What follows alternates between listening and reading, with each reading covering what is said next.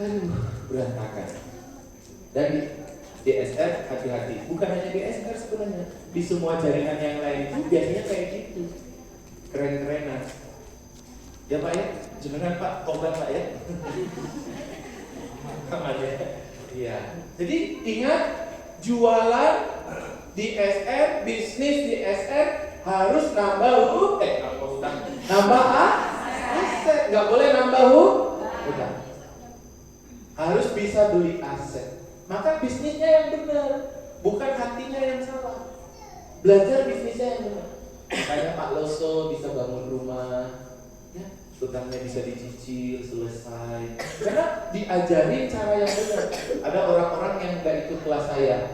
Sebenarnya mereka bukan murid-murid saya, tapi mengaku-ngaku murid-murid saya. Terus ngajarin, kamu the power of stock. Istilahnya jual dulu asetmu. Enggak, saya nggak pernah ngomong gitu. Apalagi nama saya sering dibawa-bawa. Iya. Dia ngerti ya. Ini nggak tahu dari tahun berapa itu dia ya. Dia baru lahir terakhir Bu ya. Iya, ini yang terakhir Bu. Sebelum terakhir nanti masih ada lagi ya. Iya. Kode keras. Kode keras. Oh. Kita ngomong apa tadi? Iya. Iya, betul.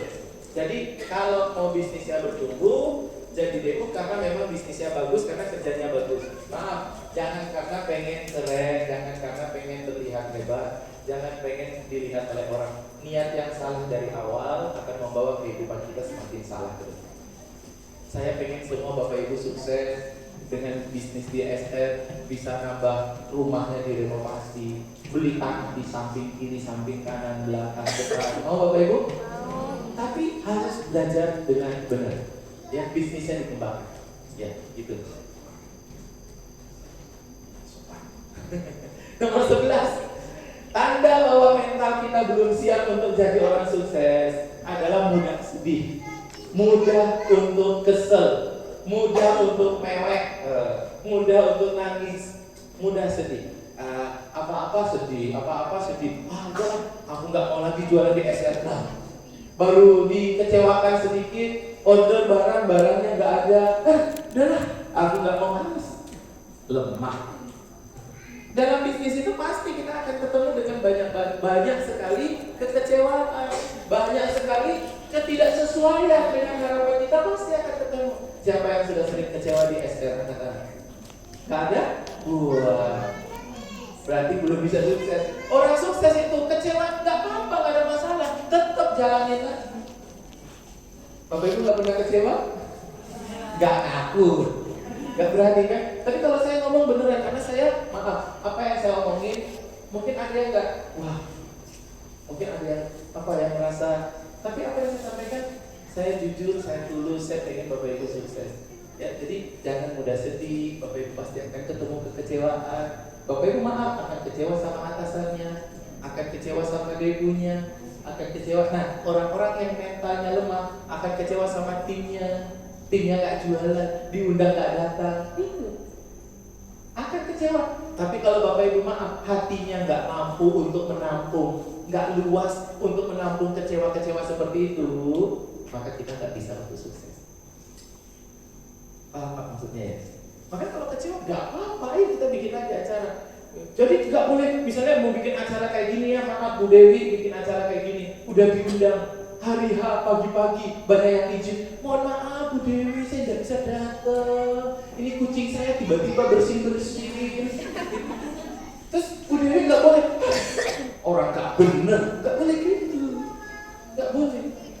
Gak boleh terus marah sama orang, gak boleh. Doakan dia, saya doain mudah-mudahan kucingnya sehat, kamunya yang sakit.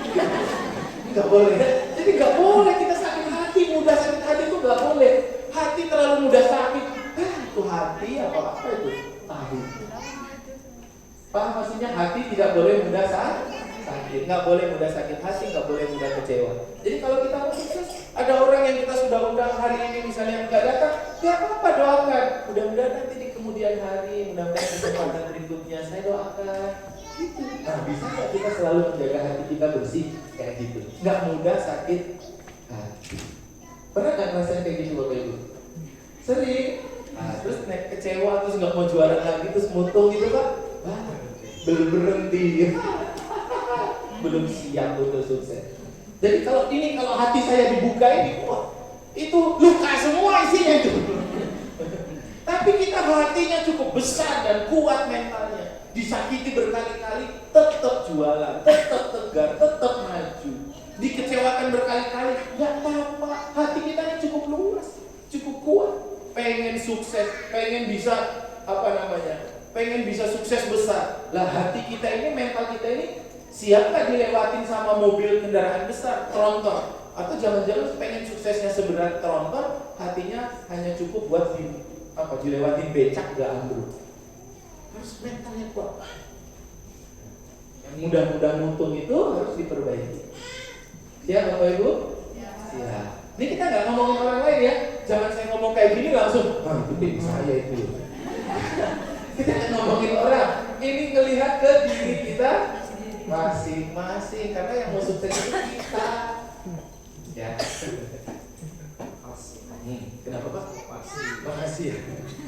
Kenapa saya ngomong kayak gitu? Karena saya juga mengalaminya. Sama kita semua berbisnis, saya mengalaminya. Hanya orang yang berbisnis yang bisa ngomong kayak gini. Hanya orang yang menjalani dan mengalami yang bisa merasakan.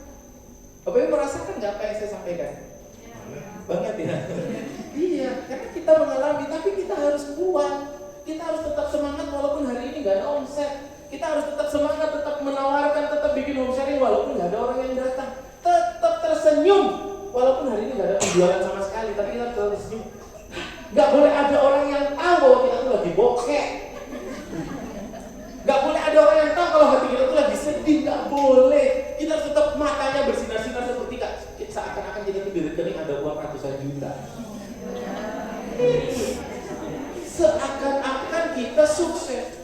Jadi berperilaku, bertindak itu yang disebut dengan sabar.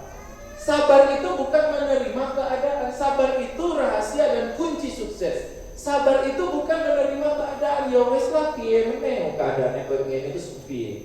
Enggak, itu pasrah. Sabar itu enggak ada yang tim kita enggak ada yang jualan, tetap kita datangi. Kita nawarin ke orang enggak mau, tetap kita senyum, tetap kita ketawa. Kita tetap menjaga semangat kita tetap tertinggi, iman kita tetap tertinggi walaupun keadaannya lagi yang terendah sekali. Itu namanya sabar. Kalau Bapak yang bisa konsisten menjaga kesabaran itu, sabar di dalam semangat, sabar di dalam kebaikan, maka Bapak Ibu pasti sukses, tinggal tunggu waktunya. Banyak orang yang ketika keadaannya lagi nggak bagus, dia nggak sabar, hatinya juga turun, semangatnya juga turun, dia jadi mundur, dia jadi marah. Hatinya belum sabar. Padahal Allah bilang supaya kita sukses, Allah bilang ya ayyuhalladzina amanu, wahai orang-orang yang beriman, kalau mau sukses, wasta'inu bisabri wassalah, jadikanlah sholat, selalu minta sama Allah, berdoa terus minta petunjuk. Sabar dan sholat dan sabar. Sabar itu, sholat itu sama Allah, sabar itu sama makhluknya. Berarti kita selalu semangat. Jadi coba Pak senyum terbaik. Nah, jangan nggak punya uang sama sekali Pak, tetap senyum kayak gitu. Angel kan? Kalau wis ngomong angel jadinya angel. Harusnya ngomong dari angel Bapak Ibu, ngomongnya bisa. Walaupun memang angel, tapi ngomongnya harus bisa. Iya Pak, ngomongnya bisa. Iya, memang susah itu angel. Tapi nggak boleh kita bilang angel, betul. Kalau kita bilang angel, mindset kita juga jadinya angel Pak. Lagi nggak punya uang itu, kalau istri itu di rumah kalau nggak punya uang itu istri marah terus Pak gitu ya. Nggak enak, lihat muka suami nggak enak gitu ya. Nah gimana bisa nggak kita nggak punya uang tapi melayani suami itu kayak habis dikasih uang 10 juta gitu sama suami. Nyoh ini buat tolong dihabiskan gitu. Terus nyanyi. Iya, benar Bapak Ibu. Itu yang disebut sabar. Sabar itu tetap berada dalam kebaikan, tetap berada dalam semangat, tetap beriman, tetap melakukan yang terbaik walaupun keadaannya lagi buruk banget. Kita dikecewakan sama orang tim kita nih. Tim kita dikecewakan berkali-kali dikecewakan. Wis kita udah disuruh dia begini-begini tapi gak pernah dilakukan. Tapi tetap sabar, itu yang membuat kita sukses. Tapi tetap sabar, tetap datang ya, dielus-elus dulu baru dikembang. Wah, gitu. Jadi tetap sabar, itu yang membuat kita sukses. Nah itu. Yang ke-12, merasa bersalah dan merasa kayaknya aku nggak bisa, kayaknya angel lah gitulah ya, kayaknya aku nggak mampu, banyak alasan gitu. Itu mental yang lemah, gelisah dan mudah tersinggung, kurang percaya diri. Aku tuh kalau ngomong di depan orang, kalau home sharing tuh aku nggak bisa, nggak bakalan bisa sukses. Ada nggak yang ngomong kayak gitu, Pak? Aku kalau home sharing, aku malu kalau ngomong depan orang. Nah kalau nggak home sharing itu siapa? Nggak ada orang. Iya, ya kalau nggak ada orang ya juga. Gak ada yang datang, lakukan lagi. Santai. Saya home sharing ke Malang, yang diundang 400 orang. Acaranya jam 4. Nyetir saya dari Solo pagi jam 10 sampai di Malang pas jam 3 asar. Habis sholat nungguin peserta datang. Jam 4 belum ada yang datang. 4:30 alhamdulillah belum ada yang datang. Jam 5 belum ada yang datang. Maghrib kurang 20 menit ada 2 orang yang datang. 400 yang diundang, Pak. 2 orang yang datang, orang Malang. Yang datang itu 1 yang diundang, 1 yang nganterin. Miris sekali. Panitianya, di tim saya bilang gini, Coach, apa kita batalkan saja? Apa kita nanti undurkan lagi aja waktunya? Saya senyum, saya bilang, Ibu, jangankan ini 1 orang, Bu. Seandainya apapun kucing pengen diajarin, Bu, saya ajarin. Santai aja, kita yang penting kerja. Soal bagaimana nanti kita dapat rezeki, Ibu gak usah pikirin, itu wilayah Allah. Soal gimana nanti kita tutup omset, nggak usah dipikirin. Yang penting saya datang, saya kerja yang benar. Allah akan melihat kok saya kerja. Masa Allah menzolimi kita yang udah bekerja keras? Pasti dikasih sesuai dengan. Soal dikasihnya dari mana, nggak usah dipikirin. Yang penting ayo Bu, kita jalankan. Kata ibunya yang tim saya, ini nggak apa-apa. Nggak apa-apa. Apa karyawan saya suruh masuk, biar dengerin, biar kelasnya kelihatan ada orang gitu. Saya bilang nanti kalau karyawan ibu ikut, nanti mereka daftar di mana? Jadi reseller. Mereka nanti malah nggak jadi karyawan. Oh, nggak usah. 2 orang itu aja suruh masuk. Oh, 2 orang masuk. Saya tarik napas panjang. Saya bilang Bismillah. Ya Allah, ini di depan saya ada 1000 orang. Saya cerita. Assalamualaikum warahmatullahi wabarakatuh. Kenapa kita bisik? Itu saking semangatnya saya. 2 orang itu sampai bingung. Mereka melihat ke belakang. Ini cuma kita berdua. Kok omnya semangat sekali? Saya semangat sekali menjelaskan. Soal nanti closing apa enggak, bukan urusan saya. Allah yang kasih saya rezeki. Tapi saya harus kerja. Saya harus ikhtiar sebagai syarat sebab saya dapat rezeki. Saya kerja yang benar. Mau itu 100 orang, mau itu 1 sama 100 orang akan saya perlakukan sama. Nah itu mental juara. Akhirnya setelah acara selesai, sholat maghrib, lalu kita ngobrol sama berdua itu. Dalam hati saya, nggak closing juga nggak apa-apa. Saya yakin sama rezeki dari Allah. Mereka nggak closing juga nanti Allah kasih dari tempat lain. Dan ternyata yang 1 orang yang datang itu closing, daftar 7.500.000. Wah, senang sekali di level bawah. Yang kak adiknya yang nganterin juga daftar 7.500.000. Wah, dapat 15 juta bisa buat uang bensin pulang. Gitu. Saya pulang, saya santai aja. Ternyata Bapak Ibu, rahasia Allah itu dari 2 orang itu dari 2 orang itu di bawah mereka itu mereka membawa ratusan reseller baru. Ratusan reseller baru. 1 bulan kemudian mereka berdua itu punya lebih dari 200 reseller baru. Rahasia Allah tuh. Kita nggak pernah tahu. Coba bayangkan waktu saya 2 orang itu datang dari 400 yang diundang terus, wah, saya bilang, Bu, gak usah kita undurkan aja lah, hemat-hemat tenaga saya. Enggak. Jadi seandainya hari ini yang datang Bapak Ibu di sini 1 orang pun, maaf, cuma Bapak doang nih, saya tetap akan bicara seperti ini. Tetap semangat. Saya nggak pernah ragu dengan Allah yang memberikan rezeki itu, nggak pernah ragu. Yang saya ragukan itu malah diri saya sendiri kalau kerjanya nggak benar. Kadang-kadang kita kerjanya nggak benar tapi pengen dapat rezekinya benar. Ya Pak ya. Kerja benar aja, nggak usah dipikirin nanti ada hasil apa enggak. Maka siapa yang home sharing, ngundang orang datang cuma 1, cuma 2. Terus setelah itu yang kedua kali home sharing yang nggak dilakukan lagi, udah kapok.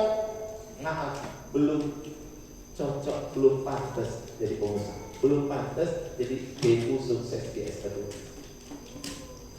Pak Loso itu saya bilang apa aja dia ikut. Coach Ridwan itu saya bilang apa aja. Saya kemarin panggil Coach Ridwan itu, Pak Ridwan itu yang tahu ya. Saya minta dia datang ke Bandung. Kemana? Terus dia bilang, mohon maaf Coach, saya baru habis operasi lasik. Lasik tau Pak? Matanya di iris Pak, biar nggak pakai kacamata gitu. Mata saya baru habis dilasik, saya nggak boleh mandi 3 hari malah ini. Ya sudah, nanti habis itu baru datang ke Bandung. Mereka itu orang-orang yang saya bilang apa aja mereka itu. Jadi Pak Loso harus punya ruang training sendiri. Bikin rumah, jadi dia bikin ruang training sendiri. Akhirnya dia ikut. Nanti kalau bikin training nggak ada orang, tetap bikin tiap hari. Mau ada orang, nggak ada orang, bikin terus semua. Itu yang membuat kita sukses.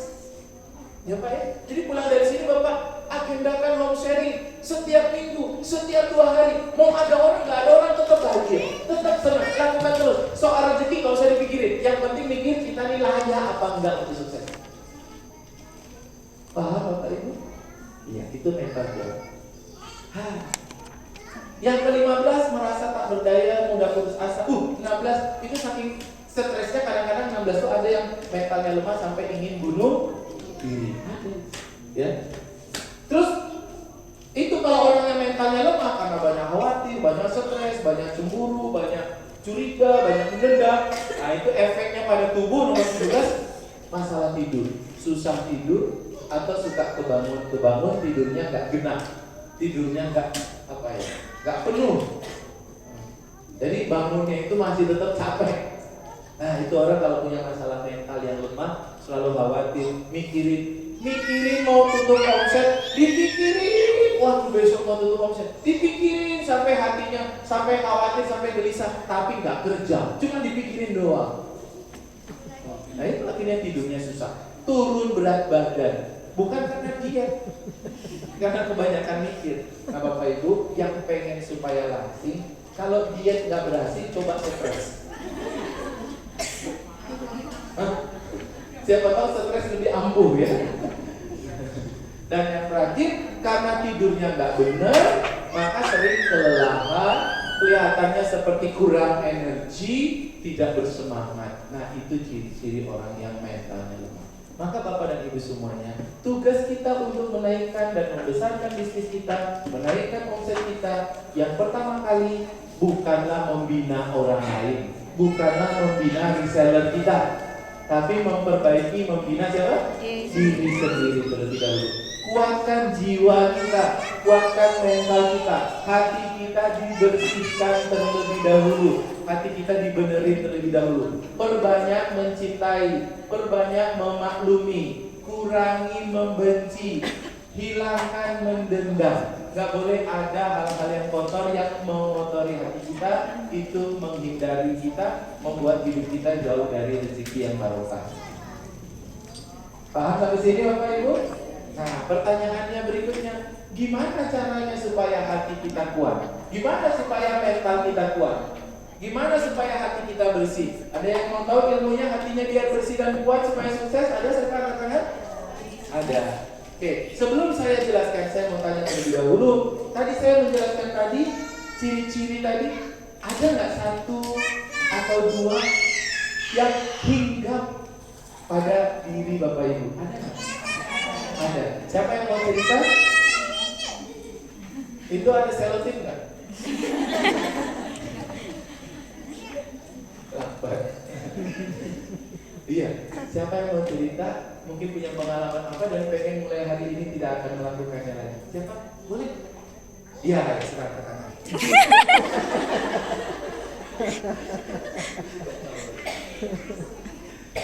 Tadi itu ciri itu ada nggak yang di dalam hatimu ya? Iya, yang sering terjadi itu ya laporan hati. Bapak? Iya, itu sering banget dengan berbagai masalah, ya, bukan. Tapi yang banyak bukan dari masalah tim penjualan tidak. Kalau sudah teruji, ya. Mulai dari dulu itu istri dari subagen lagi itu kan yang bisa terjadi harus bagus. Yang sering kan masalah itu dengan keluarga. Kalau kita anak ini usia-usianya dua ini kalau sudah itu terus gaya pertandingan itu terus malas gitu. Terus berpengaruh terhadap jualan, emosinya lagi gak enak gitu, semangatnya berpengaruh. Iya, semangatnya sangat berkurang sekali. Saya itu biasanya kalau sore habis maghrib itu selesai ngajar itu sering nyapati di grup itu ya. Kalau sudah kayak gitu, misalkan siang atau sorenya lagi bayangin sama anak ya sudah itu habis dari pondok tidur. Kayak harus malas mau ngapa-ngapain, malas. Jadi dan itu penting. Terus untuk yang saya jualan pribadi sendiri, biasanya saya kalau lagi saya tidak ada masalah kayak gitu nih, upload closingan di TikTok itu mesti tiap hari closing. Tapi kalau ada kayak itu, kalau upload terus kayaknya tidak ada apa itu, ide, nggak ada ide. Jadi ketika upload ya seadanya itu ya zong ya. Dan itu ya ternyata pengaruh sekali kayak gitu ya. Berarti hatinya, mentalnya harus selalu dibuat bahagia. Hal-hal kecil-kecil gitu nggak boleh mempengaruhi. Bapak Ibu kalau lagi marah, ibu-ibu bapak kalau lagi sedih nggak boleh update story, nggak boleh update status. Itu menghilangkan rezeki. Orang mau order, lihat storynya lagi nggak enak, orang nggak jadi order. Ya Bu ya? Jadi nggak boleh update story, ya. Nyinggung orang nggak boleh. Jaga benar-benar hati kita. Nah, siapa di sini ibu-ibu yang habis berantem sama suami, update story dikunci hanya suaminya yang lihat. Aduh, ibu-ibu itu sama di mana-mana. Di HP-nya tuh banyak kata-kata sakit hati yang siap untuk diposting ketika nanti sakit hati disimpan. Aduh, ya Allah. Jangan terlalu lemah ya. Harus kuat hati kita, harus kuat mental kita. Oke, sekarang bagaimana caranya supaya kita hidup selalu bahagia? Bapak pengen bahagia terus? Iya, bahagia dulu baru sukses. Hatinya harus sakinah, tenang ya, baru kita bisa sukses. Kalau hatinya lagi bergejolak, itu mau posting, mau apalagi ngebina tim, oh itu hilang semuanya itu. Hilang, karena hatinya lagi nggak enak. Maka gimana caranya supaya hati kita selalu kuat? Nah, kita pelajari. Yang pertama, siap untuk belajar bagaimana hatinya supaya tetap bahagia? Siap. Yang pertama, supaya hati kita selalu tenang, hukumnya namanya hukum pengendalian, the law of control. Next, kita lihat hukum pengendalian. Berikutnya next. Ya. Nah, minta tolong Pak, nanti kalau saya bilang next, siap. Nah, Bapak Ibu, dalam kehidupan kita, hukum ini mengatakan dalam kehidupan kita ada banyak hal yang terjadi menimpa kita. Ada banyak hal yang terjadi menimpa kita itu disebut kejadian. Dan hal-hal yang terjadi menimpa kita itu rata-rata tidak bisa kita kendalikan. Hal-hal yang menimpa kita itu tidak bisa kita kendalikan. Hanya yang bisa kita kendalikan itu adalah respon kita. Contoh yang tidak bisa dikendalikan, yang kita nggak bisa kendalikan. Contoh, omongan orang. Mohon maaf, omongan orang itu bisa nggak kita kendalikan? Kalau orang ngomongin kita itu bisa nggak kita kendalikan? Pikiran negatif orang kepada kita bisa nggak kita kendalikan? Omset bisa nggak kita kendalikan? Omset itu nggak bisa kita kendalikan. Yang bisa kita kendalikan itu kita home sharing, itu kita bisa kendalikan. Tapi hasil itu tidak bisa kita kendalikan. Nah, kalau kita hatinya mau tenang, kalau kita hidupnya mau bahagia, jangan berusaha untuk mengendalikan yang tidak bisa kita kendalikan. Ya, jangan mencoba mengendalikan hal-hal yang tidak bisa kita kendalikan. Kejadian-kejadian yang tidak bisa kita kendalikan, gak usah dicoba untuk dikendalikan. Yang bisa kita kendalikan itu hanya respon. Jadi kalau ada kejadian, itu kita nggak bisa kendalikan. Misalnya ibu pernah diomongin orang? Hah? Kamu nggak pernah tahu diomongin orang? Biasanya orang yang nggak pernah diomongin orang, biasanya bukan siapa-siapa. Beneran serius. Bukan orang lebih. Ngapain rugi aku ngomong? Beneran. Bukan siapa-siapa. Jadi kalau Bapak Ibu nggak tahu atau nggak pernah diomongin orang, Bapak Ibu tuh belum jadi siapa-siapa, nggak berjuang, bukan siapa-siapa. Semakin tinggi, jadi Pak Jokowi, semakin diomongin. Dari Pak Prabowo semakin diomongin. Maaf ya, semua orang sukses, maaf, itu pasti diomongin. Semua orang berjuang pasti punya haters. Bapak Ibu nggak punya haters, Bapak Ibu bukan siapa-siapa. Biasa. Bukan berarti saya suruh pulang dari sini cari haters. Bapak Ibu cukup sukses, insya Allah ada haters. Pak Jokowi punya haters nggak? Pak punya, nggak bukan banyak. Pak Prabowo punya haters nggak? Dikit. Pak Prabowo punya haters nggak? Pak Anies Baswedan punya haters nggak? Sandiaga Uno punya haters nggak? Apakah karena mereka jahat? Bukan. Karena mereka sukses. Nabi Muhammad punya haters nggak? Banyak. Apakah Nabi Muhammad jahat? Tidak. Karena Nabi Muhammad berjuang dan sukses. Bapak Ibu nggak punya haters?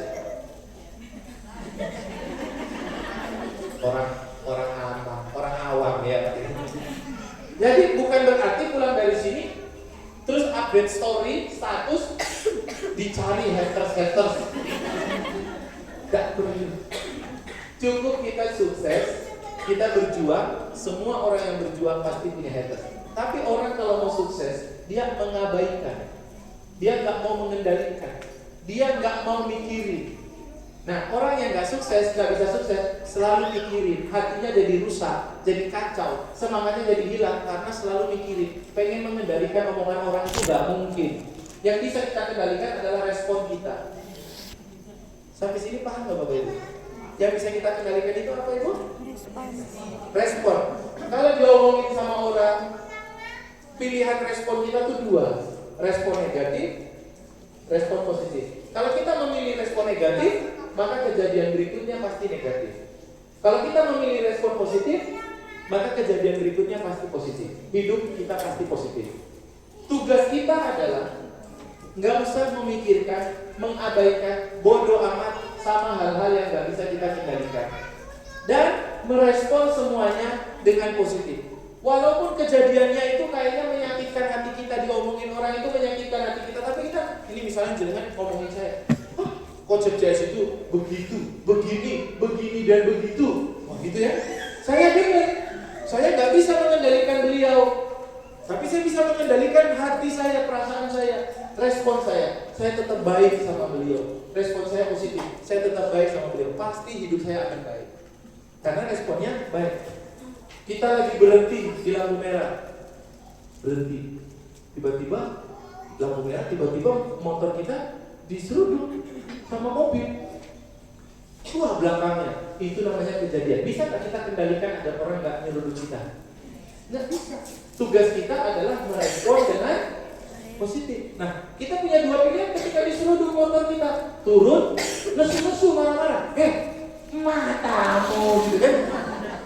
Taruh di mana? Ini motor segede ini, lampu merah. Pilihan pertama. Atau pilihan kedua, turun dari motor. Bu, Pak, punten mohon maaf, jangan, nggak apa, ya apa yang rusak, apa, saya mohon maaf, gitu. Walaupun kita yang salah, respon positif. Malah orangnya turun. Maaf saya yang salah. Akhirnya kenalan, akhirnya tanya-tanya bisnis apa, akhirnya jadi agen. Paham nggak maksud saya? Iya, tapi kalau kita nesu-nesu marah-marah, mana mau jadi agen. Jadi hidup itu apa yang terjadi pada diri kita, itu kejadian, itu nggak usah diabaikan, nggak usah dipikirkan, abaikan aja. Semua yang nggak bisa, hujan itu bisa nggak kita kendalikan? Kecuali kita Mbak Rara yang punya AC besar, kuncinya sama Rara. Hujan kita nggak bisa kendalikan. Ketika ada hujan, nggak bisa kita kendalikan. Yang bisa kita kendalikan respon kita, respon positif atau negatif. Kalau kita mau maki-maki hujan, aduh, hujan. Emang yang ngasih hujan kan Allah, masa kita memaki-maki gitu. Tapi respon kita kalau positif, wah hujan nih,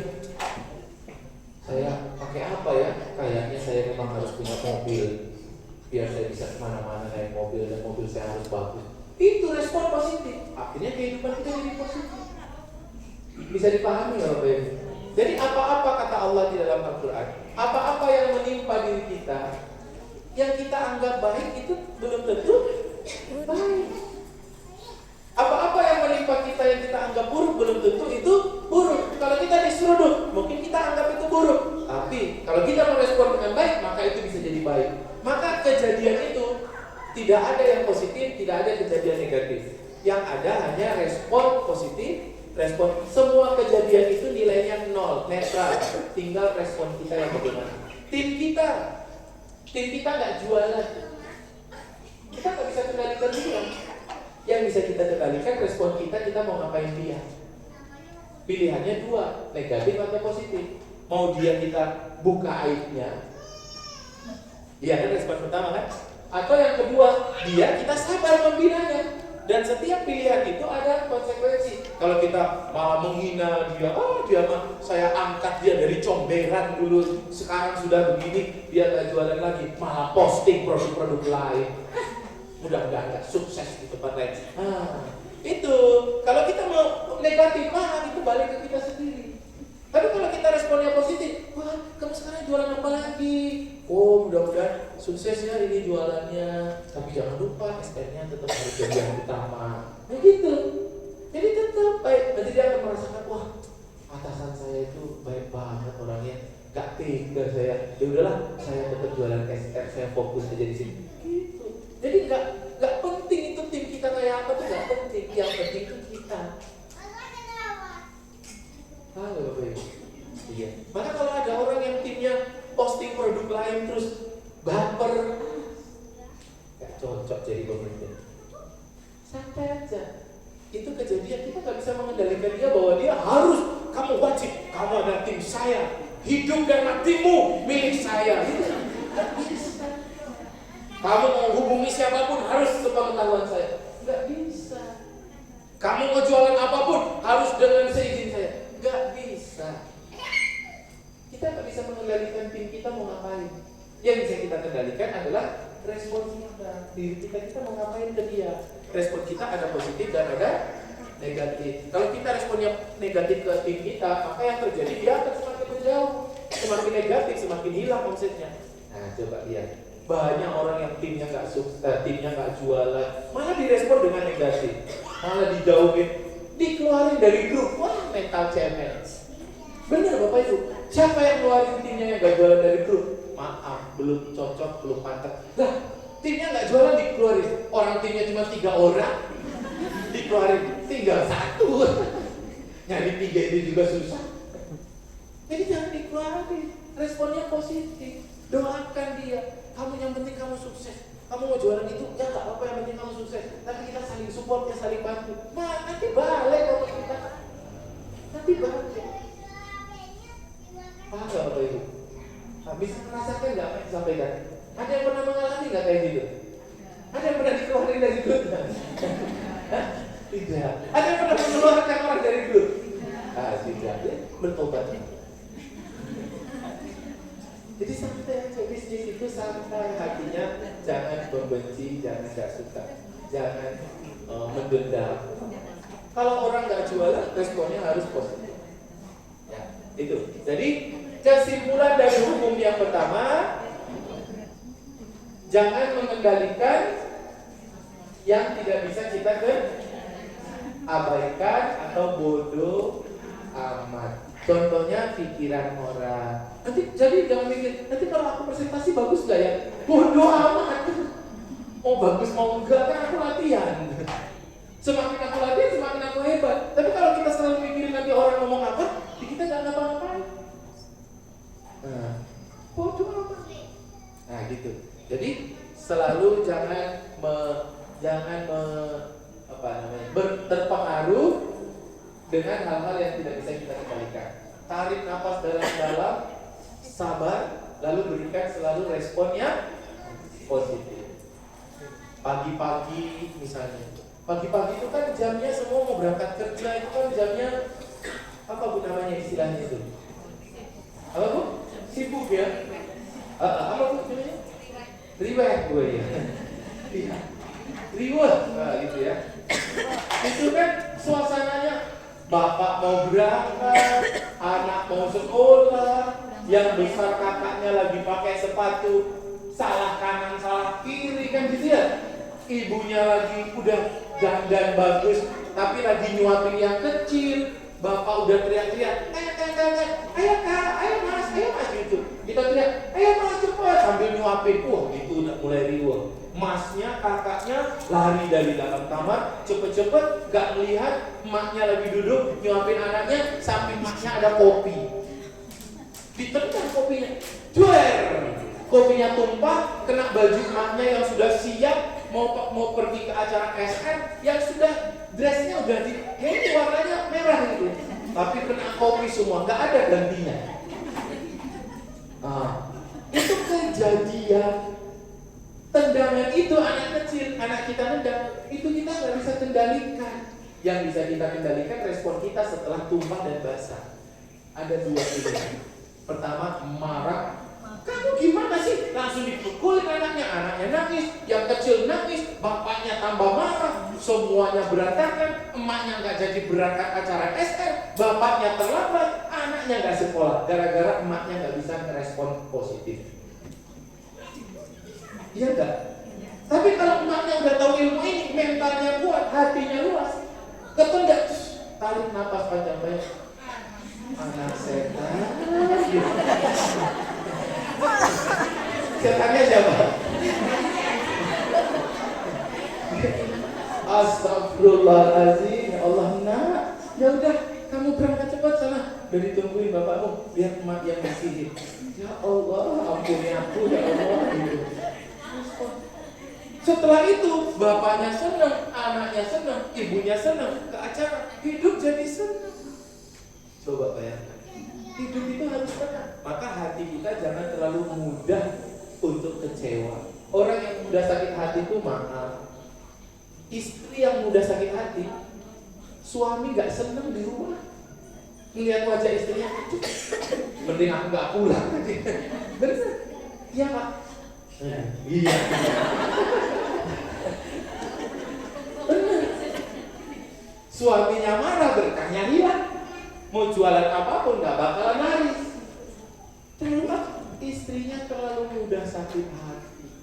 Ini hati dijaga, jangan apa terlalu sakit. Maka hati itu bisa gak sakit karena kita mengendalikan. Maka jangan dibiarkan hati terlalu mudah untuk sakit, kasihan. Dikendalikan. Hal-hal yang di luar kita kendali tidak usah diabaikan. Omongan orang ngomongin kita, alhamdulillah jadi pahala gitu. Ya, siap diomongin orang?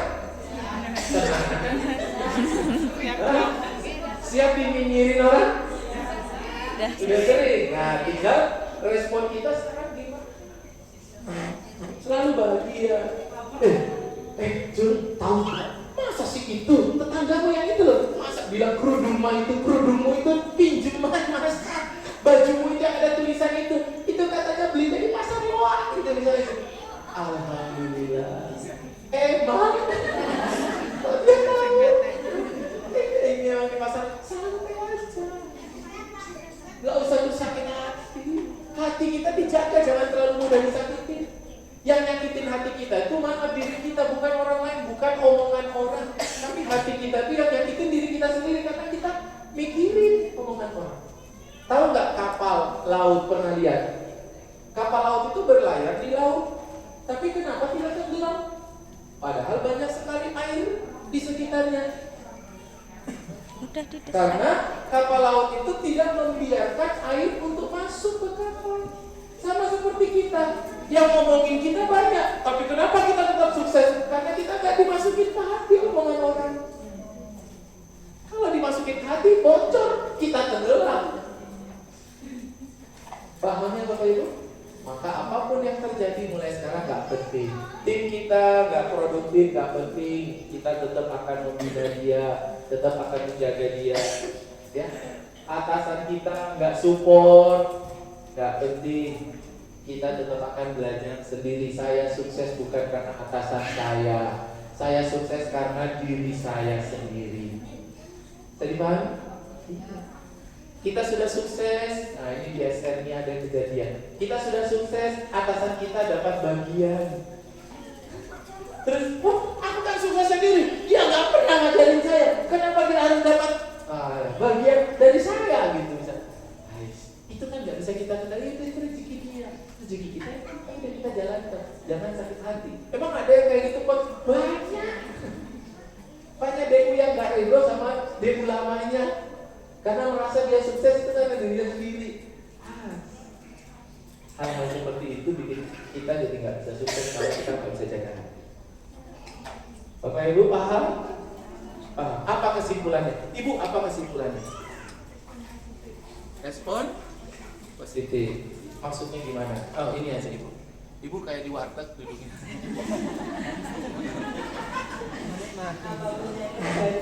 Apapun yang terjadi di luar sana, ya.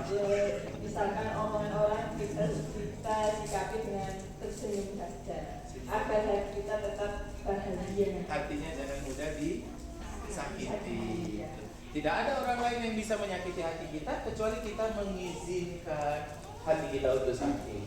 Ingat apapun yang terjadi, tarik nafas dalam-dalam. Gitu ya. Kita jualan kita, tim kita, anak tim kita, jualan tempat lain, tarik nafas. Anak tim setan ya Bang.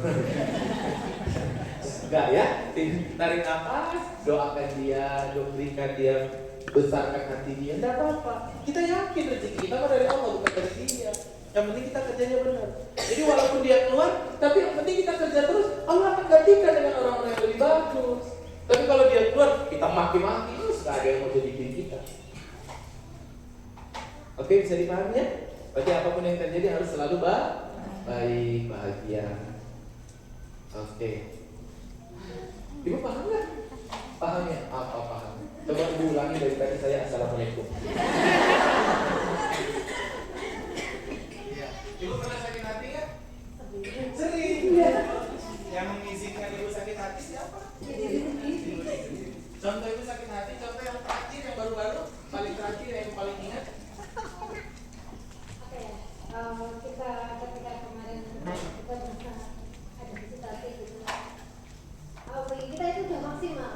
Sudah mempersiapkan. Semua sudah sesuai dengan materi yang tidak. Ternyata dari asesor itu memintanya berbeda seperti yang ditulis. Hasil saya.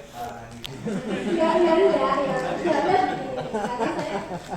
saya ya udah terima kasih Bu. Nanti buat kedepannya lebih baik lagi. Jadi kita harus selalu menangkap dan merespon dengan positif.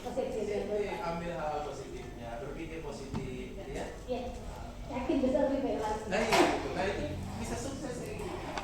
Amin. Gitu. Debunya yang mana Bu? Ini. Pak Andi, Pak Anas. Suka dikecewakan?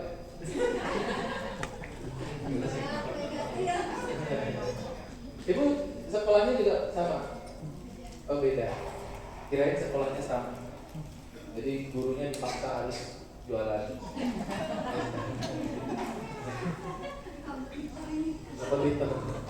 Enggak ada kompetitor. Kolaborasi kita semua kolaborasi.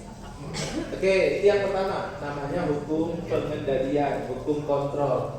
Fokus pada yang bisa kita kendalikan, abaikan yang tidak bisa kita kendalikan. Selalu berikan respon yang positif. Apapun yang terjadi tidak penting, yang penting adalah respon kita. Yang kedua, next. Namanya hukum accident. Accident itu kejadian.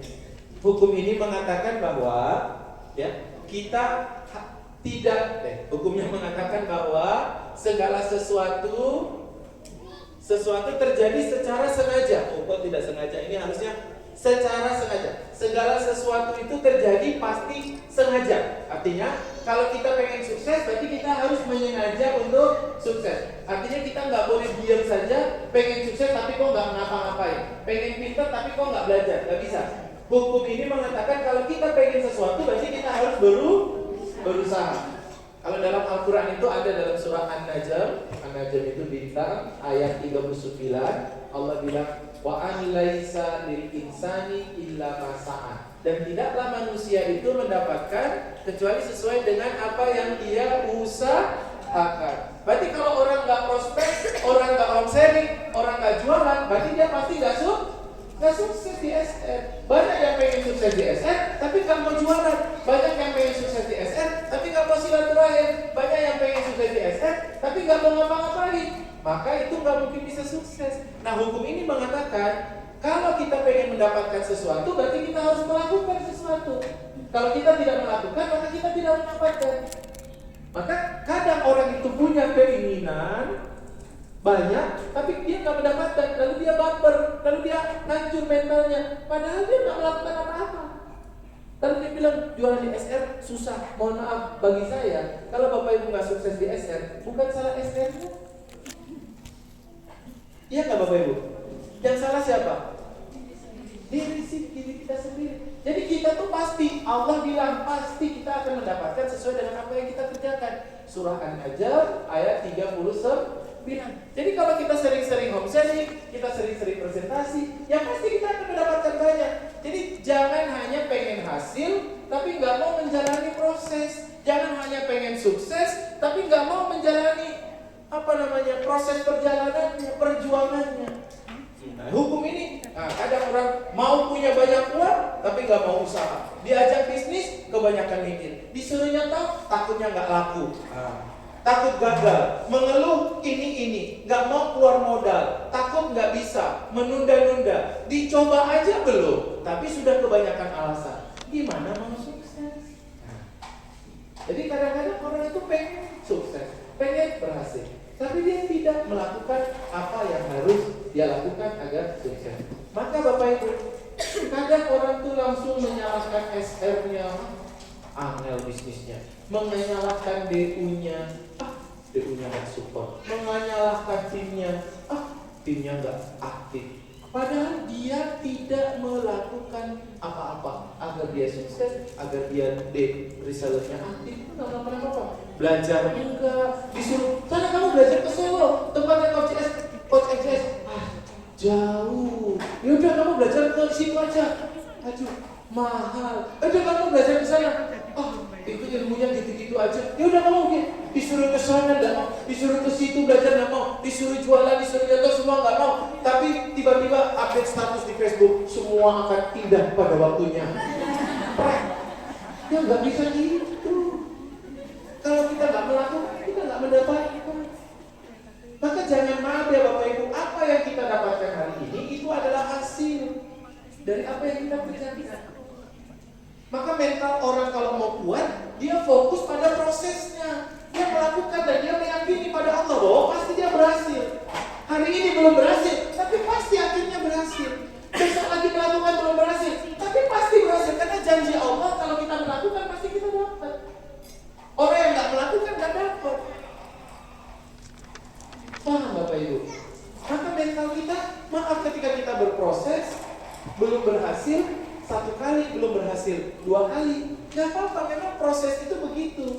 Tapi pasti pada akhirnya kalau kita mentalnya kita tetap optimis, mental kita tetap kuat, kita tetap yakin bahwa pasti kita akan berhasil. Mungkin butuh waktu 1 tahun, mungkin butuh waktu 2 tahun, kita pasti berhasil. Kita akan berhasil pada ujungnya. Pak petani saja, Pak petani itu ke sawah, nanam, hari pertama apa sudah panen? Minggu pertama langsung panen nggak? Tapi dia tetap ke sawah nggak? 1 bulan udah panen belum? Tapi dia tetap ke sawah nggak? Kenapa dia tetap ke sawah? Karena dia yakin bahwa pasti nanti akan panen. Dia sudah tahu hukumnya. Nah kita homesteading sekali nggak berhasil langsung menyerah. Baru juga sehari kerja.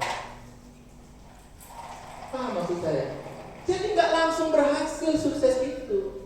Kita pertama kali melakukan, ada orang yang mau melakukan homesteading, terus mikir gini, nanti elek tanya sama saya, nanti kalau saya homesteading, kalau saya ngomong di depan jelek gimana? Saya bilang jangan khawatir.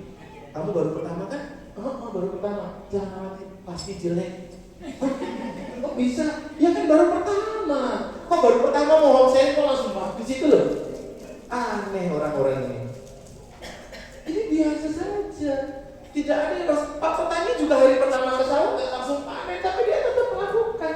Nah kita kadang-kadang maaf belum ada 3 bulan tiap hari nggak sharing, aku pengen kalau bisa langsung panen bulan ini langsung capai omset 100 juta. Nggak bisa, nggak kerja, nggak ngapa-ngapain kok pengen sukses itu gimana itu?